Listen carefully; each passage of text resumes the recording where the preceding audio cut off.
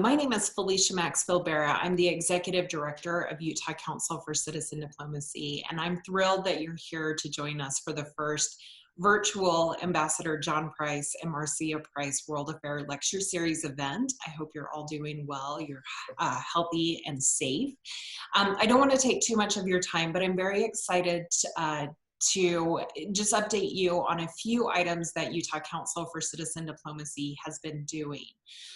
Currently, we are following the state of Utah guidance on stay safe, stay home, and we've been busy adapting our programs to bring them to you virtually. We're working with the U.S. Department of State to host our international exchange programs and our lecture series virtually, so please stay tuned for more updates as these programs develop. In mid-May, we're going to host a month-long global trivia competition where teams who score the most points in our local competition will be invited to compete on a national level and have the chance to win fabulous prizes in the comfort of your own home. So also watch out for that information. That information can be found on our website, utahdiplomacy.org, or our Facebook page, which is Utah Council for Citizen Diplomacy. Furthermore, I'm really excited to share a program that we've been working on, and that has been reaching out to our exchange program alumni to capture stories on how they have been citizen diplomats in their country during a time of social distancing. The stories we received back tell a tale of alumni educating rural communities about how to limit the spread of COVID-19, advocating to their governments for relief packages to help some of the more vulnerable populations in their countries, and then providing education to young students during their stay-at-home orders. Our alumni also wanted me to send their sincere gratitude for the life-changing experiences that they had here in Utah. And if you'd like to read their stories, I'll link the map where the stories are housed right now in the chat box in just a minute.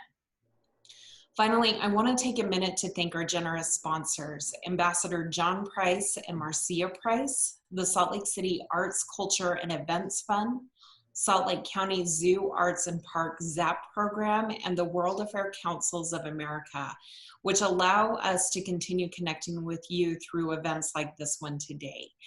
So with that being said, I'm going to turn the time over to Perry Kemick, our Events and Outreach Director, and she's going to tell you some more information about today's lecture. Hi, folks. Thanks, Felicia. As Felicia said, we're so excited to have you guys here today. We want to welcome members joining from all around the country, as this event is a part of the C by C Amplified, which is an ideas summit presented by World Affairs Councils nationwide, which is very exciting. This week, councils from around the US are working together to highlight the power of our network, and we encourage everyone joining to support your local World Affairs Council. This event is also a part of our UCCD's Ambassador Experience Program, which aims to connect high school and college students, as well as our greater community, to current and former ambassadors, foreign service officers, U.S. Department of State members, and other leaders working in the international field in order to inspire and educate with their personal stories and career experiences. And Obaid, who I'll turn it over to here in a second, is our first intern on this project, and this is his very last project with us, so we've been very excited to have him. And quickly, before I give the time over to Obaid, as I sent you guys in the email, we have everyone's microphones and video turned off in order to make it a better experience for everyone sound-wise. But you can utilize both the Q&A section and the chat section to ask questions throughout, and our staff will be monitoring all of that for you. So if questions come up, if CJ says anything during her talk that you want to respond to, feel free to do so both in Q&A and chat. And then at the end, around 12:45, Obaid will help read some of those questions, and we'll do as many as we have time for. And we are recording this session, so if you want to share it with anyone afterward, or if you miss anything, that will be available.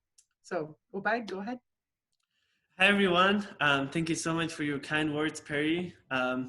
I have the honor to introduce our amazing speaker of the day, Christina J. Hernandez. Christina is a Foreign Service officer who serves as the Regional Director for the Office of Foreign Missions, serving diplomatic missions from 106 countries in Southern California and Nevada, Arizona, and Utah. She specializes in operational management services, human rights, and consular programs. She has served in Merida, Mexico, Washington, D.C., Budapest, Hungary, and Mexico City, Mexico. Prior to joining the Foreign Service, Christina managed major acquisitions and public-private partnerships for the U.S. Air Force at Hill Air Force Base, Utah, and at the Defense Logistics Agency in Germany and Italy. Christina holds a master's degree in human resource management from Utah State University and a bachelor's degree in communications from Weber State University. So Christina, thank you for joining us today. Well, thank you very much, Obaid, for that wonderful introduction. And I want to give a huge shout out to UCCD. This is an extremely innovative approach during these times of the COVID virus. I hope everyone out there today is safe, your families are safe, and that you're cared for. It's an honor and a privilege for me to be able to share my experiences with you today. And please don't hesitate to blow up the chat on the right side with questions or comments. Hope to get to them at the end. I'm typically used to dealing with a room full of people and interacting in the interpersonal space, but this is a new challenge and a growth opportunity, I think, for all of us. So you'll hear me drone on for a little bit, but I hope you find this useful in your search for more international experiences and in employing diplomacy in your daily lives as well, both with your family, friends, and also international compatriots. So let me start by saying, if you were expecting some high-level lecture on the merits of diplomacy with historical references, diplomatic superstars, and earth-changing events, you might be a little disappointed with this presentation. However, if you came today with an open and questioning mind, ready to receive anecdotal stories from one Foreign Service officer, then pose a few questions to me, you are in luck. The discussion today is focused on the general mission of diplomacy, the U.S. Foreign Service, and my personal experiences. Diplomacy is a far cry from the action-packed thrill of professional sports, and excuse the sports analogies, but it seems to be the easiest thing to do these days. It's difficult to capture with pictures and challenging to explain in words. Very little diplomatic work is rewarded with immediate results, high scores and championships. We don't walk around with trophies and certificates, that's for sure. But like any bureaucratic function, sometimes the best we can do is just nudge the ball a little further down the field for someone else to pick it up and take it across the goal line. Okay, enough sports analogies. What I'd like to do is share a little presentation with you today. Yes, it's heavy on recruitment because we need good officers and specialists in the field. As you can see in a coronavirus situation, something that affects us equally around the world, the resources that our country has in those countries and smaller towns and the relationships we build, the better we can all make it through together. So let me see if I can figure the technical side of, all right, let's see. All right. So, the U.S. Foreign Service, yes, that's what we're here to talk about today. So let's start with the vision of the Foreign Service. This is kind of our goal on the U.S. side, is on behalf of the American people and representing you, we promote and demonstrate democratic values and advance a free, peaceful, and prosperous world by leading America's foreign policy through diplomacy, advocacy, and assistance. That's a lot of words and very aloof for some people to grasp onto. But I'm trying to show you some specific examples of my work in this field.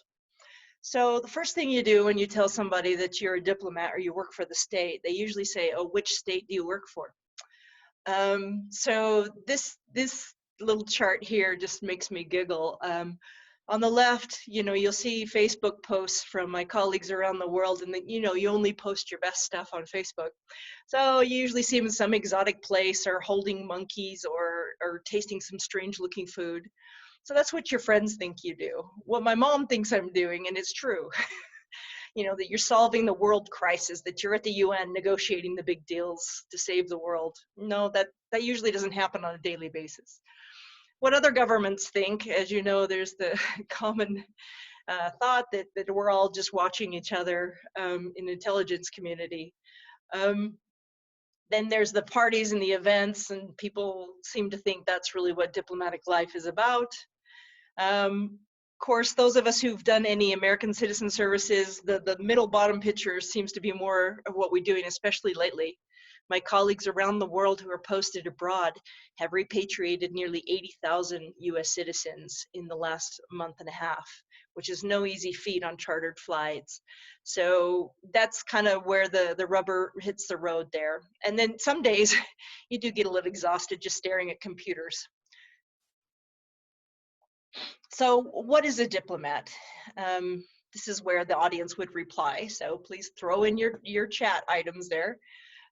Basically, a diplomat is carrying out the foreign policy of the President of the United States and represents the political and economic interests of the United States around the world. We also are there to help protect Americans and provide them with services that they require overseas, like registering their children when they're born, issuing passports, supporting them when there's issues in the legal system abroad, visiting them in jail. I mean, there's a lot that we do with American citizens abroad. But bottom line, and I'll keep saying this through the presentation, diplomacy is talking to people. It's just like having a conversation, like I wish we were today. You would ask me questions, I would ask you questions, and it's discovering who's sitting in front of us and what is their interest, and also conveying what our interest is and seeing if we can come to some kind of agreement to help each other. So again, diplomacy it can happen on an official basis bilaterally, country to country, and that's why we have embassies and consulates. Specifically, that's a bilateral relationship. Multilateral, as you know, the United Nations, NATO, the Organization of American States, these are just a few. So that's where we kind of work together on bigger issues. We try to promote interest to resolve conflict in a peaceful manner.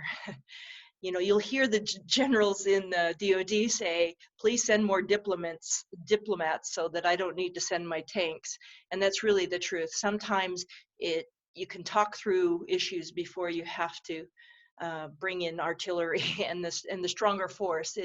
It's a smart power approach where you have both the deterrent and also a reward system through diplomacy. It also allows countries to help one another. Amoy today is a perfect example of that. I'm on the coronavirus task force, as are most of my colleagues around the globe, but we are even getting offers from overseas, many offers of PPEs, protection equipment, ventilators. Whenever there's a natural disaster, the United States, one of the most powerful countries in the world, gets offers of assistance. You know, think about Katrina and some of the fires we've had. We had Australian firefighters in California come the last couple of years because boy, do they know how to fight fires as well. So, I mean, this is an opportunity through those diplomatic relations that we can help each other out a lot more quickly.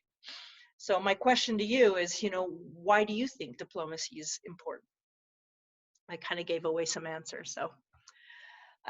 So what do we do in the State Department? We do a lot of things. You know, we do the American Services portfolio, we do the, you know, multilateral negotiations, but as you see, we have many topics that we focus on. Energy, global health, global women's issues. We have programs and development money with our sister agency, USAID, to help further some of these issues in other countries.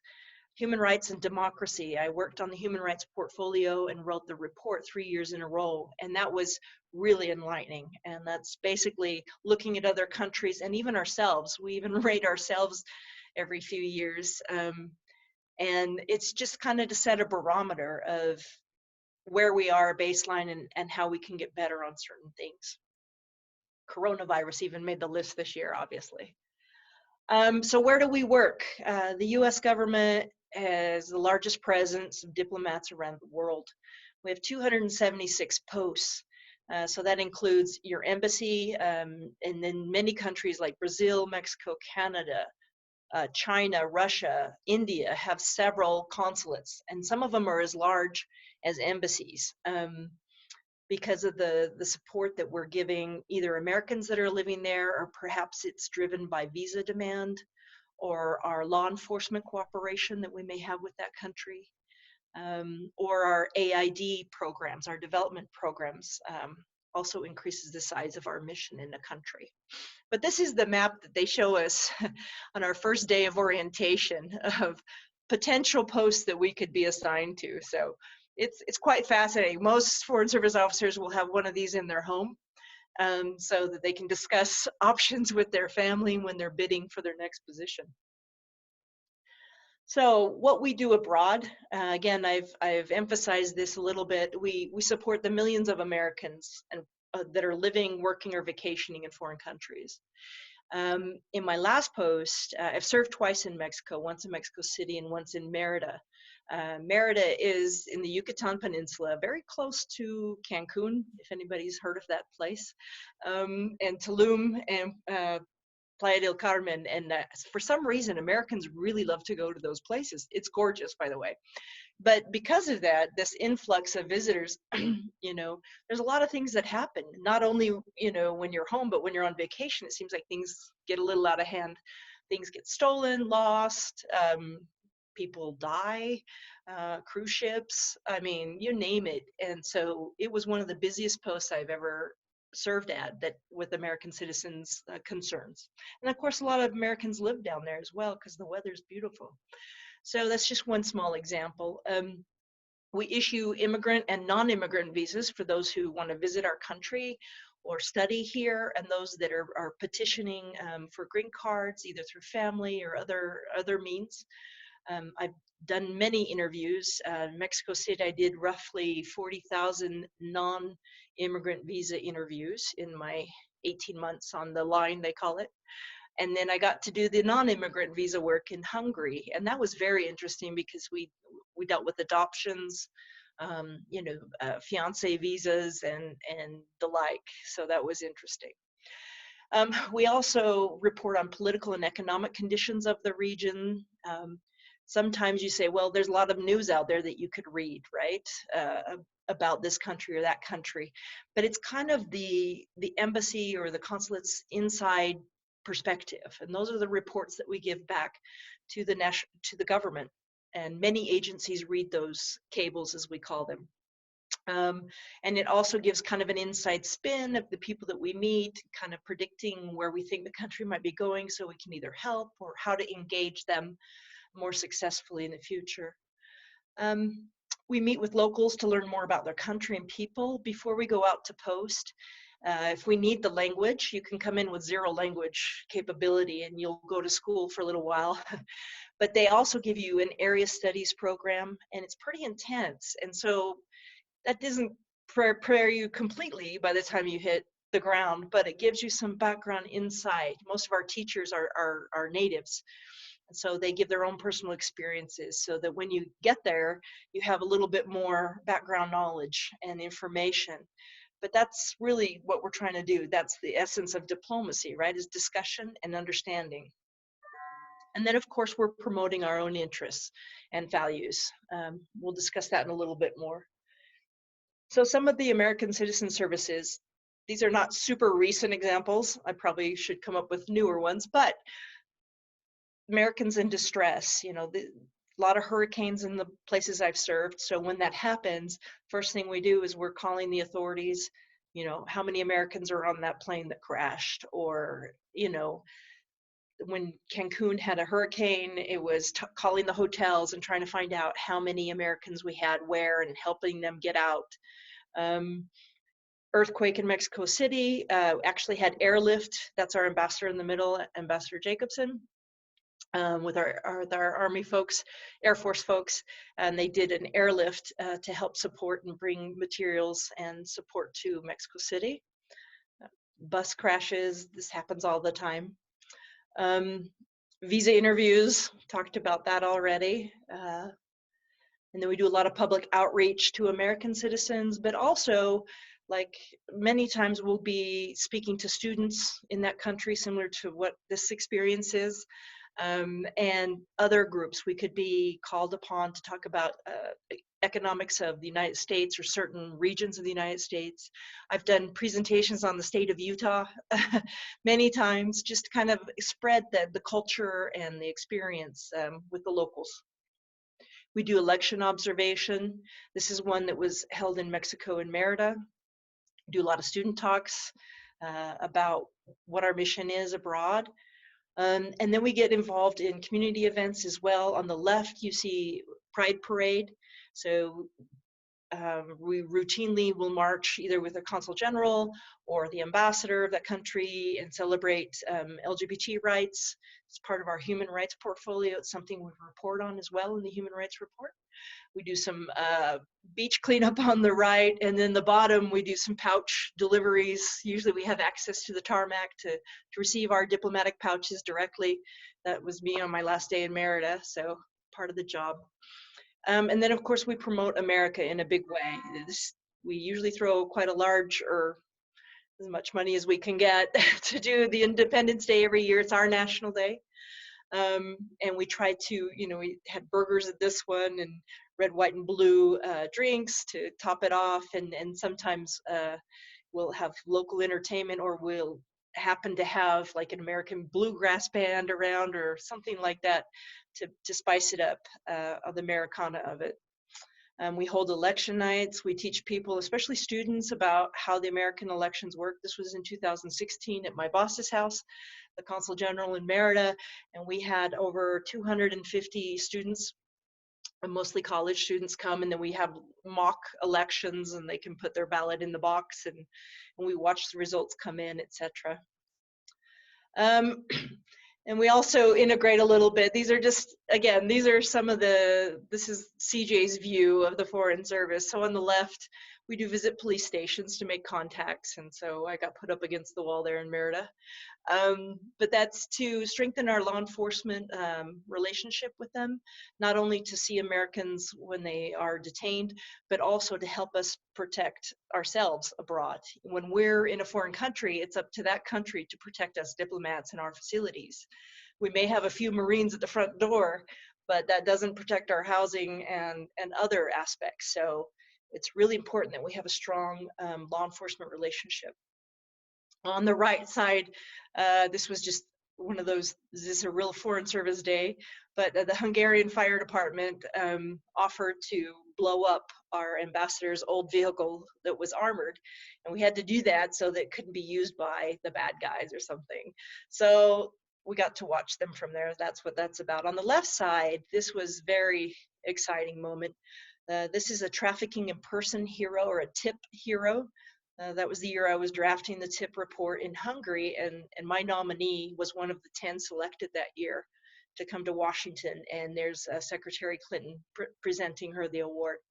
So some days are very, very rewarding. And then in my current job, I do a lot of outreach to local officials, because my current job, I'm the opposite. I'm the liaison for the foreign missions that are here to our facilities and our experts here. So I do a lot of outreach. On the left, you see Mayor Goodman, which you probably have seen recently in CNN interviews, Las Vegas Mayor. In the middle, California Governor Newsom and Lieutenant Governor Kounalakis, who is also featured in the left-hand corner. She was my ambassador to Hungary. So it was really interesting to be in the States that she won her first public office in. So that was exciting. On the right, you see Salt Lake City Police Chief Brown. And then at the bottom, this was a unique opportunity. Secretary Moniz from the previous administration had attended an energy conference in Merida, where I was posted. We didn't get a lot of visits there, but one of the days was a social outing to Uxmal, so I was kind of his guide that day. Uxmal is one of the Mayan ruins down there, so that was pretty exciting. More recently, above, you see we have our Undersecretary for Management, Brian Baluto. He's the only one in the tie in the middle, and that's our Consul General staff from Wuhan, China. They did land at March Air Reserve Base, just on the other side of Ontario in Southern California. So I was asked to go out and prep the team and meet with the officials there on base to help with the arrival of the first evacuation flight out of Wuhan. And yeah, that's me on the left. I probably should have more PPE on, but they all came back negative, by the way. Our staff and family members, there were 40 that came from the consulate, and then the other 160 were Americans that were able to get on the flight. But this crew right here, very impressive. They were the first to do this out of China, and negotiating, talk about diplomacy, negotiating the rights to have a private charter come in and to leave the airport, and all the nuances that came with, you know, the Chinese culture, and you know, it was interesting. But they were the guinea pigs, and surprisingly, when they get off the flight and they meet with the undersecretary, first thing they say is, "Put me back in, coach, you know, send us back. We know how to do this." So very impressive. They did spend 14 days on base in quarantine, but I think they had some CrossFit games going on and some other things. So always good with resilience. A couple other things in LA, we hosted our National Day at the Dodger Stadium. Those are Consular Corps members from Los Angeles there joining me. Got to close a Russian consulate in Seattle a couple of years ago when we were kind of having the challenges in Russia. So that was part of my purview. And then the community events that we've done in Los Angeles is with the city, the mayor's office, and there's a lot of the Consular Corps members that'll join us there, both with Habitat for Humanity and then the Farm LA project as well. Here we have the Utah Consular Corps, some members there up on the left at the previous UCCD event that last summer, which was great. We started a Women in Diplomacy initiative in LA with the lady CGs. Their CG is Consul General. Of the 65 career Consul Generals, I think there were 13 that were women. And so we kind of have a good group there to encourage both boys and girls to get interested in international affairs and providing examples and explaining our experience, but also trying to open that door to get more diversity to the table. At the bottom, again, we also look on the economic focus. We organized an economic port tour with the Los Angeles port folks there, and the Consular Corps. Really good turnout. When you throw in a boat ride, a lot of people show up. So it was a lovely day. Good comments from that one. So if this is interesting to you at all, and again, I want to go back to that first chart on diplomacy, you know, what your friends think you do, what your mom thinks you do, what you actually do. A lot of days are staring at your computer and reading and drafting and responding and piecing things together. That is a lot of it. I'm just showing you some of the picture perfect highlights that I could find. But if any of this interests you, I encourage you to go to careers.state.gov. There's a little aptitude opportunity. You can kind of test to see which type of specialist you would like to be or specialty. If you're looking for opportunities as a generalist, which is what I do, there are 5 tracks and they want you to choose before you take the written exam. Consular officers, they do visas, they do American citizen services, adoption issues of Americans overseas, etc. Very interesting job. Economic officers, then you've got management officers, that's my specialty. You're basically dealing with the management portfolio from tip to tail, so they speak. Political officers, and then you have the public diplomacy officers. Those are outreach, and that's part of the group that the CCD works with on the International Visitor Leadership Program, IVLPs. So that's kind of it in a nutshell. I have actually done every one of these cones. So once you're in the Foreign Service, you have to focus on your specialty, but I've been an economic officer and political officer and consular officer.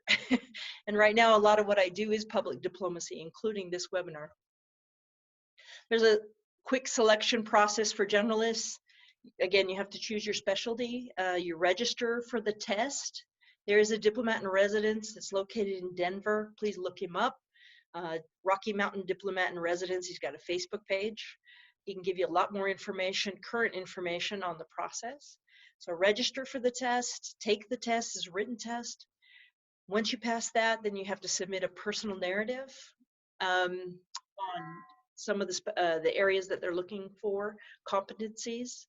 Then if you pass that, you'll take an oral exam, which is about 8 hours of your life. And you'll go in front of, well, we'll see how COVID changes this, but you'll go in front of senior foreign services officers that will assess you in certain exercises. So there's training for that as well. Once you pass the oral assessments, then you put your name forward for clearances, medical clearances, and security clearances, and that can take a while. After you're granted a security clearance, then you're on the registrar, which means you're waiting for a class to open.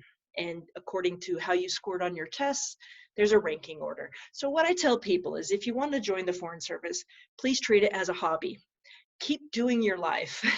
This is not something that you apply for on Monster Jobs or whatever the current format is, and then tomorrow you're going to get an offer. That's not going to happen. And I've had several friends that had attempted to get in, because if you don't pass a certain level, you go back to step one. And some had taken the test 4 or 5 times and then finally got in, but they had another life at the same time. But I tell you, if this is something that fits your lifestyle, it's worth doing. It is 100% worth doing. In addition to generalists, we need lots of specialists. We're doing heavy recruitment on specialists. And these are folks that have they're deep in their skill, right? So construction engineering, facility management, IT, office management, law enforcement and security. Many of our diplomatic security officers, I mean, there are a ton of them, and half of them serve here in the United States, and they help with diplomatic protection from foreign visitors, and our own diplomats when they travel, high-ranking ones here in the U.S., and then they're in charge of all of our security overseas, on our facilities, and our security of our people as well. So we have doctors that are in the Foreign Service, regional medical officers, both psychiatrists and doctors as well. So, I mean, there's a lot of opportunity out there. If you're not a generalist type folk and you have something more specialized, there's room, and you're very welcome at this table. So, questions. All right, let's see if we can get out of here. Just a second. Stop sharing. Yeah, let's do that. Thank you so much, Christina. Seems like a lot of people have a lot of questions. We already have 10 questions. Okay. Since you just talked about kind of like the exam to prepare for this, for the Foreign Service, I'm going to ask you this question. So one of the, I would assume a student asked that, do you recommend a certain major in school, like communications or political science or national security, to be able to, pursue the career that you are having pursuing? Yeah, I get this question a lot, especially when there's students in the office, in the audience. There is no one major that gets you here. If you're going to be a generalist, especially, in fact, the requirement to be a Foreign Service officer is you have to be, I think it's 21 years old and pass the steps that I gave you. There's no requirement written into the law that you even have to have a degree. So that said, it's very competitive to get into. And I think that the thing that they're looking for most is, are you suitable for this career? It's not only do you have the qualifications, but how are you going to be in a small post in Ouagadougou or something, away from your family, and in a completely different culture, new language? Are you going to be able to manage that? Do you have the pliability of person? And that's what they do in the oral exam. That's what they're really looking for. The written exam is very much about how your brain works. There's a lot of essay pieces and the like, and your knowledge, your general knowledge, which you can gain a lot by staying current with current affairs, and geography would be helpful. History is also helpful, and current political systems, you know, understanding how they work, that's very helpful. But when it comes down to actually giving you an offer, it's not, oh, you look great on paper. It's, can you work in a team? Do I want to serve with you at Post? You know, are you going to be my next family? Because that's what you become at Post. You know, you do Thanksgiving dinners together. You have birthday parties with your colleagues' kids. I mean, it's very much a community, and that's what they're looking for. They're looking for smart people who are resilient and optimistic. They can get through things. You know, it's going to be okay. That's really the key goals. Awesome. To go off of that, that how you said that the minimum age is 21 years old, we have an interesting question that says, for the Foreign Service, are middle-aged applicants considering a career change usually given the same consideration as recent or younger college graduates? Mm-hmm. So great question.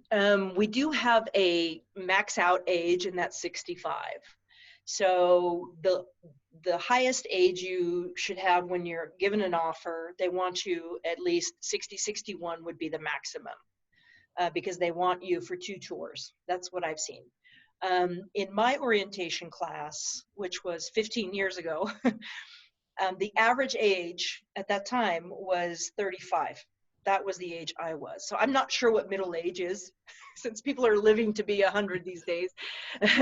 But, you know, I didn't feel old in that class. And I think the average age is actually increased because of the qualification step that they've added, you know, where they want to ask you about your experience. There was a time when there were a lot of folks coming right out of college, you know, right into the Foreign Service because they would pass the 2 tests, right?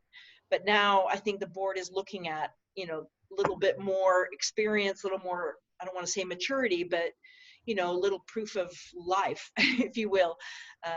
So that the age question is great.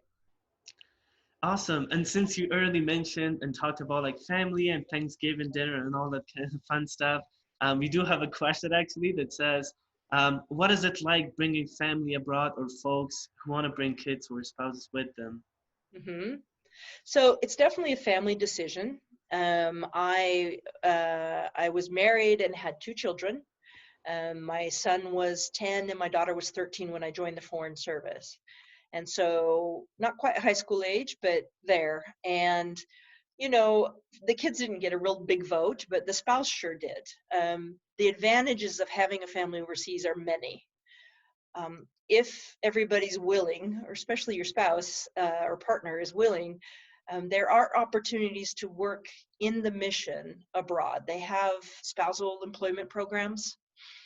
But now with teleworking, a lot of spouses are doing just what we're doing here. They're keeping their jobs in wherever they were, and they're teleworking from Post, which is great because they can keep, you know, on their career track, etc. for the most part. When I first joined, that wasn't a possibility, and there's a lot of challenges to that. But the spousal program inside the mission has grown exponentially. I've hired many spouses as the management officer to do very, you know, high-level work.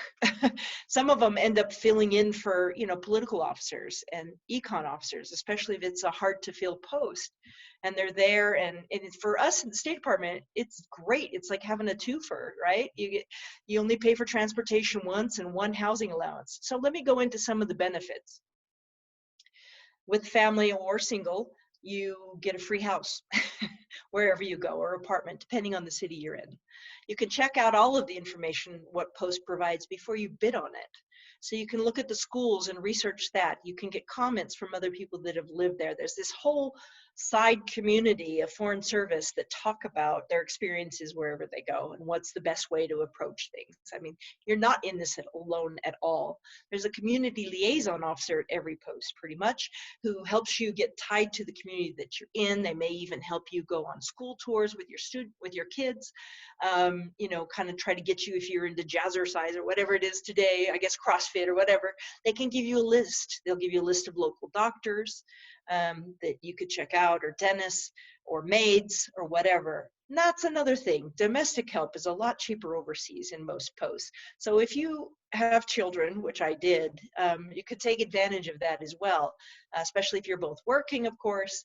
Many people have nannies, especially if they have smaller children, to help them manage that. Because sometimes you do end up working longer hours, especially if there's a crisis overseas. So those are the benefits. My children went to international schools, private schools, tuition free. These are usually smaller schools. Many of them are American accredited, is what they call them. Most times the embassy or the consulates are on the board to help gear the curriculum the way it needs to be geared. My daughter graduated from Budapest, American International School of Budapest. Her class size was 35 seniors. And of those 35 students, they came from 24 different countries. So if you want your children to embrace global citizenship and to feel that they can manage life in any fashion it gives them, the Foreign Service is a great opportunity for that. Now, some people have special needs children. My daughter did she had learning challenges. And to a certain extent, the Foreign Service can help place you in posts that will provide those services. But it is more challenging overseas than it is in the United States. Not all countries are up to the level that we have on those type of services. But State Department also will medevac you home to have your child tested, etc. Also, if you have a medical emergency overseas and there's not enough medical support there, they will medevac you back to the United States, or say, London or another large first world country facility. A lot of people choose to have children while they're in the Foreign Service, obviously, and you can choose. You can either stay in the country you're in and have your child there, or they will medevac you with, medevac is such a big term, but with per diem and financial support to get you home, to so you feel comfortable to have your child wherever. So, there's many benefits. I mean, the first benefit I noticed is when they came to my house to pack me up, I didn't lift a finger. That was amazing. And that continues throughout the whole career. So definitely the drawbacks, however, for family is, especially if you have very strong ties to where you are, it is hard to leave. My children saw their grandparents maybe once a year, maybe twice. Fortunately for me, my parents traveled to visit us a lot. But their cousins, they didn't get close to them. They were always every 3 years or so somewhere else. And it's kind of like being a military brat, I guess, in a sense. But it's funny that they've grown up now. They wanted to come exactly to Ogden, Utah. Like, they live less than a mile from the place they were born. It's like their umbilical cords called out to them or something. It's just bizarre. But they're super happy here. But now they know how the world works in a little bit different way. Awesome. Speaking of living abroad, we have a question asking how many of the ambassadors speak the language of the country which they're assigned to? Mm-hmm. So we have two types of ambassadors, as you know. We have our career ambassadors that are Foreign Service officers like myself, who have kind of grown up in the Foreign Service and have probably served on every continent. And a lot of times you will specialize in a region of the world, and so you will be very strong in that language. Career ambassadors, everyone that I've met speaks the language of the country they're serving in. Political appointees are a little different, as you know. Many times they're brought in by the administration. Well, they are brought in by the administration, and it depends on their background. But, the political appointees that I've worked with, a couple did speak the language, like in Mexico. Seems to be Spanish is a little bit more broadly spoken language, but in Hungary that's not the case. It's a very boutique language. It took me 6 months to get to a intermediate level, and these folks are going through much more to get there. So they rely heavily on the local national staff to do a lot of translation if they need it. So awesome, amazing. So another question is, since we all know that we live in a global pandemic, COVID-19, so the question is, Can you describe what have been some of the issues or challenges you have faced in working with the honorary counselors or general counselors as it relates to COVID-19 pandemic? Yeah, well, being in Los Angeles has been very eye-opening because, again, we are servicing those foreign missions. This is a great question, by the way, very thoughtful. And the biggest issue that we've had is helping them to repatriate their people, like we've done with Americans abroad. You know, there's a lot of limitations in different countries, whether people can fly in, if they've closed the commercial flights, etc. So many of their nationals are been on these cruise ships that have slowly come into different ports. My colleague in Miami that does my job there has been inundated in particular, but we in LA have had the same issue in San Diego port and Los Angeles port. We've had ships come in with thousands of crew members, many from Indonesia or Philippines, and then a couple onesie-twosies from different Latin America countries and European countries. And, you know, their consul generals are trying to do their service and get them off the ship, get them home. But then they have to comply with CDC rules, which are, you know, testing and quarantining and no commercial flights home, and they have to get them chartered, and the cruise ship lines don't really want to spend the money on charters to get people home. So it's like a whole new dimension. We're about 2 months into the cruise ship saga. Things are getting a little bit smoother. State Department, we kind of get in the middle and say, look, under the Vienna Convention, these folks are kind of being detained, and so they have the right to speak to their consulate. So, and you know, the consulate has the right, because of privacy issues, right? So they have the right to know which nationals are on there, so they can help contact their families and etc. So it has been more active than I ever thought it would be. Awesome. So there's another question that asks, how do you manage your own views, beliefs, and opinions, which may be slightly or very different from the official policy? And how does one serve in the State Department if one doesn't agree with the values of the White House? Great question. We as Foreign Service officers, like all U.S. government employees, take an oath. And that's an oath to preserve the Constitution and to follow the policies of our government. And those that find themselves in strict adversary to those policies that come, they typically will leave. The State Department does have a dissent channel, which is a formalized channel of showing your disagreement with a policy. And we actually give awards for people who write dissent cables. So one of the more recent dissent cables that came out in 2017 had to deal with the quick ban on folks coming from Middle Eastern countries. There were people who were very adept at the Middle East policy and understand the cultures and the implications of such a ban. And so there was a worldwide dissent channel that was drafted, and you can sign on if you want to or not. It's not anonymous. They will know who you are.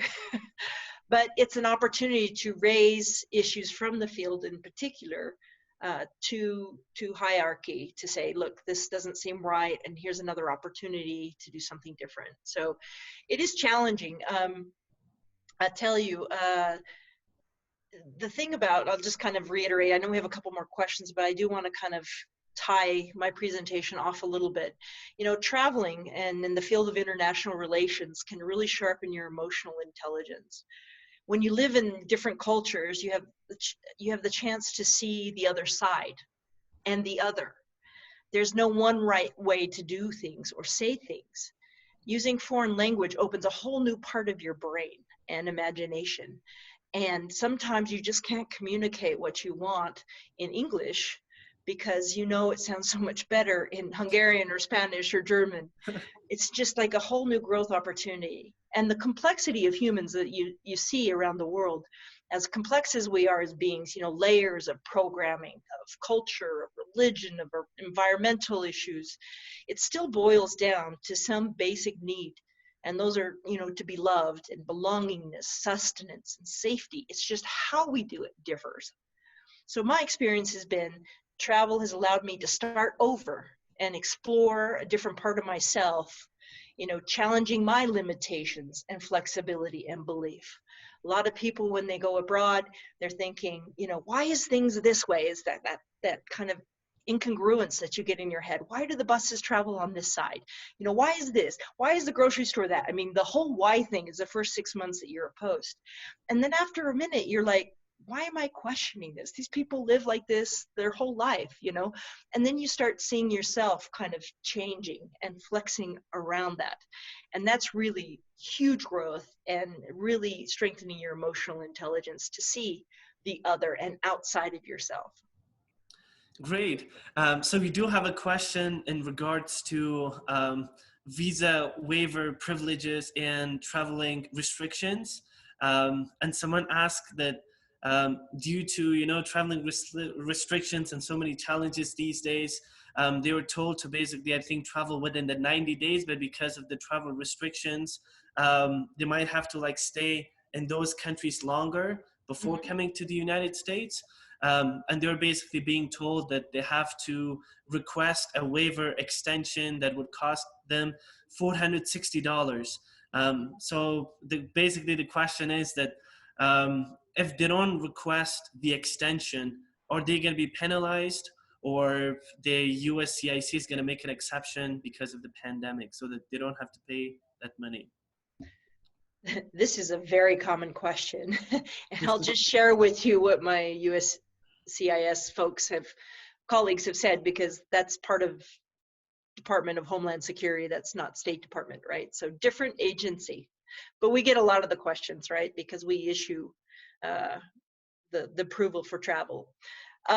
So yeah, what we hear, and this is not official from CJ Hernandez, but they do ask you to extend if you can.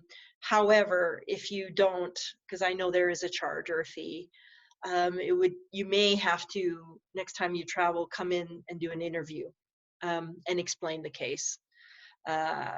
I think DHS is still struggling with this question, because it's not only for ESTA folks, it's for people who are here on a B1, B2 visa as well, asking for extensions. It's students, it's any kind of non-immigrant visa category you can imagine.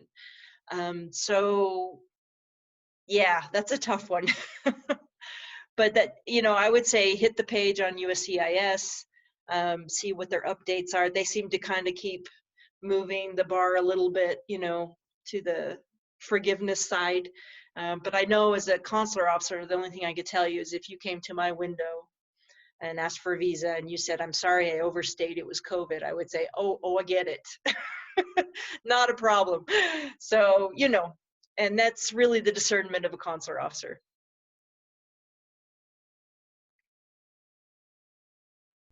Yeah, totally. Talking of, I was muted, sorry. Yeah, talking of, you know, talking about embassies and also the consulate. So we do have two questions related. One of them asking, can you elaborate if there are differences between a consulate and an embassy in terms of functions? And is there any difference in the application process for generalist versus specialist? Mm-hmm. Yeah, so the first question is embassy and consulates. So embassy is head of mission in any country. That is and it's always in the capital of that country. And then countries change their capital, so we have to move the embassy or build a new building, which is happening in Indonesia in the near future. So that'll be interesting. So the consulates are kind of like satellite offices of the embassy, and the embassy pretty much contains all functions. You usually have a lot of other government agencies there. At the larger embassies, like even in Mexico City, which is huge, it's like an embassy on steroids.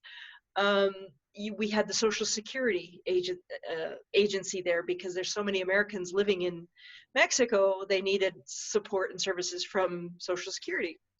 IRS was there as well. But typically at a normal size embassy, you will have DOD folks, Department of Defense, because they'll have some kind of training program with the military of that country. It's a mill-to-mill relationship, we call that. And sometimes those can be very helpful. you will have a stronger economic portfolio. You'll have, you have the whole bolster. You'll have all of those officers that I showed you under the generalist category. You may even host a regional medical officer and have a clinic there for the folks that are working there. And then that regional medical officer travels out to the satellite offices as well. So that is like the headquarters of that country. Now the consulates, depending on the mission of that country, they may have a smaller portion. Back in the day, it used to be they were just there to do visas and American citizen services, and that was it. But now we're starting to put our law enforcement cooperative, like a lot of times we'll have FBI with us, or ATF will be there, depending on the mission of that region of the country. DEA a lot, especially in South America and Mexico. I had DEA at every office I worked in there. And then we're starting to put sometimes reporting officers, like political or economic officers, or else they'll cover a couple different regions. So consulates are much smaller. You have a consul general, and that consul general reports to the ambassador. There's only one person in the country that speaks for the United States government as a whole. He or she is the primary person, and that's the ambassador. I don't see that, however, with all the foreign missions that are serving in the United States. Sometimes the consulates have a direct report back to headquarters of their country, their capital, and not to their ambassador, which is just interesting to me, but that's how they're set up. So that was the first question.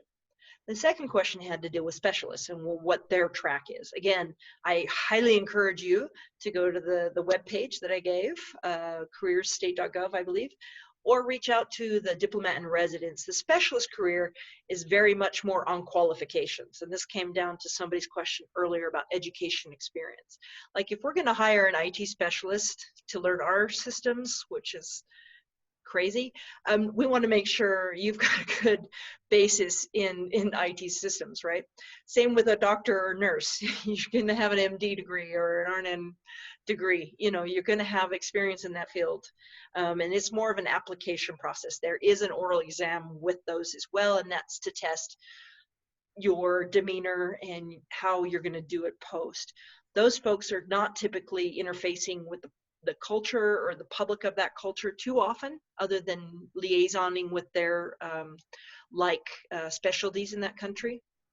But they will get language training most times, and they still have all the same benefits that the generalist officer does, which is housing, school tuition for the kids, transportation, etc., etc. So same deal, different job. Great. I'm going to ask the very first question. It's actually kind of like also my question. So I just made it, till the end so that it's more special.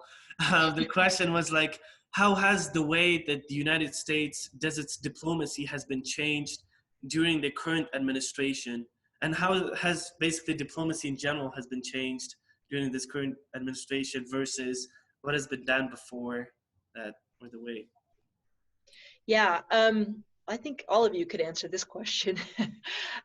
Different emphasis from each administration, right? So I came in under Bush Jr. administration in 2005, and then I served under the Obama administration for 8 years, and now I've been with the Trump administration for 3.5, and each one has its own flavor.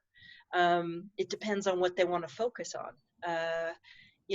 I think this administration is very focused, on energy and on, the Middle East issues that we've been challenged with, moving the embassy from Tel Aviv, for instance, in Israel to Jerusalem. That was a big change. It's something we didn't see happening. But then, there were other things that came out in different administrations. So again, as a Foreign Service officer or as an employee of the U.S. government, these are policies that you need to push forward as part of your job. But not every job is in the line of every policy either. For instance, the work that I'm doing right now is very different than what my colleague is doing, at the new embassy in Jerusalem. So it just depends on where you are in the world and what your specialty is and how much you actually intersect with that. Like an IT specialist is not really that worried, other than moving systems from, you know, Tel Aviv to Jerusalem, you know, what that means, you know, they're just basically setting up our systems, you know. So it really depends. But if you've changed, for instance, a visa policy toward one country where they were visa waiver before and now they require visas, which has happened in several countries, not just this administration but others, and you're the public affairs person that has to go out and communicate that, that's not going to be a very popular message. But that's your job. So, you know, you do it with grace, and you do it with as much information as you can, you know, muster, and make sure it's accurate information that you're sharing with people. So that's the job. Awesome. And I'm going to ask the last question. Okay. Since we all understand that I think living abroad is such an amazing experience. You can get exposed to different cultures, go to different schools, learn the cultures, learn the languages. But it's not easy all the time, right? So we do have a question from someone from Argentina. The question is, what has been the most challenging, or what was the most challenging situation that you lived or you faced living as a foreign service officer abroad? That's a big question. It's a very big question. You know, I haven't served in really tough posts like a lot of my colleagues have. You know, I haven't done Iraq or Afghanistan or Pakistan or Syria before it was closed. So it's hard for me to really say anything was hard. I think my challenges for my family and I were basically being away from family and having parents pass away and missing out on things like that. But, you know, there's always something. You're waiting, you know, the delay in your shipments, or, you know, changing of a government, or being in a lockdown during certain crises in a country, for sure. But I don't know if I have anything of grandeur to share on this point. I would defer to my colleagues who have served in much more difficult postings than I have. Awesome. That was great. Awesome. Thank you so Well, much. thank you so much for your time, for being here, everyone for being here. Even though we had some more questions, but because of the time, you know, time is very important. We were not able to do that. But I think if they have any questions, they can, you know, feel free to email Christina. She's amazing. She's going to get back to you. So I'm going to turn it over to Perry to end it. Yeah, just to end it, thank you so much. That was so amazing. That was very, very riveting, and we were getting comments the whole time thanking you. Again, thank you everybody for coming for C/C Amplified. Remember to support your local World Affairs councils, and if you want to go see what else is offered through, I guess, the rest of today, tomorrow, and even a couple on Saturday, the website is cxcamplified.com. And like I said at the beginning, we recorded this, so we'll be sending it out via email to everyone, so you can still see CJ's presentation, and we'll have that on Facebook, our newsletter, and we'll send it out to all the emails. So thank you guys so much for joining us today, and thank you so much again, CJ, for your time. That was such a great presentation, and yeah, can't thank you enough.